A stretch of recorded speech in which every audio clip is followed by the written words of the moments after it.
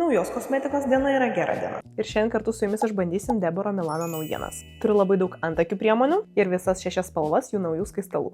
Ir pradėsim nuo skaistalų. Taigi pavadinimas čia yra Baked with Love Blush Lighter. Ir spalvų turiu čia įvairiausių. 1, 2, 3, 4, 5 ir 6. Šiaip iš tiesų visos spalvos yra be galo gražios, bet išbandysiu šiandien 2. 3 ir 6. Čia pabandysiu 3 spalvą, o čia 6. Dengiasi labai gražiai be plėmų ir atrodo subtiliai. Žinokit, labai patinka. 3 labiau natūralesnė, o 6 ryškesnė rožinė. Skaistalai man labai patiko, o dabar perinam prie antakių. Iš pradžių išbandysiu tą klasikinę pieštuko versiją. Išbandom. Pieštukas minkštas, bet ne per minkštas, kas man labai patinka. Ir jaučiu, kad yra sudėtyje vaško. Toliau yra kitokie pieštukai, mikro. Ir su juo ryškinsiu kitą antakį. Irgi nei per minkštas, nei per kietas, pats tas.